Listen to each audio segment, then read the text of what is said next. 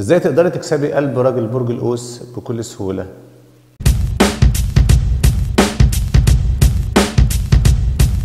يحب يشوف شخصيتك قوية وتتكلمي بكل جرأة قدام الناس وتعبري عن رأيك من غير ما تخافي من حد.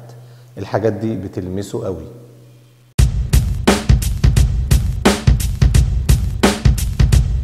البنت المستقلة بتجذبه، لكن البنت الصريحة الصادقة بتجذبه أكتر، وده اللي بيفسر ليه علاقته كويسة ببنات برج الميزان.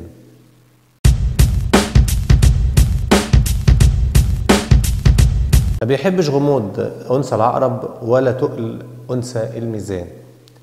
يحب الست تكون واضحة وصادقة ومباشرة معاه، يعني لو عاجبك قولي له بكل بساطة إنه عاجبك، وهو هيقدر ده كويس.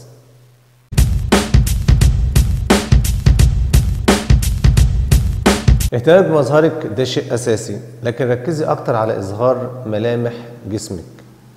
لكن لو جسمك مش جميل مش هيلتفت ليكي، لأن البهرجة ما بتخدعوش.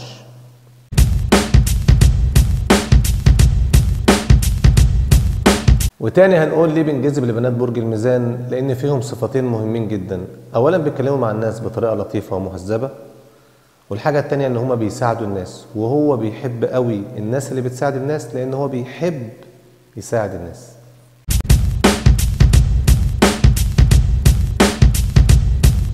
بيكره جدا النقد والكلام الناشف والإساءة، عشان كده لو عايزة تكسبيه دايما امدحيه وقولي له كلام حلو، كده تقدري تكسبي قلبه بكل سهولة.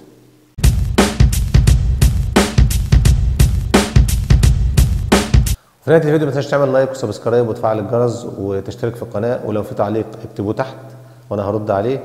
والسلام عليكم ورحمة الله وبركاته.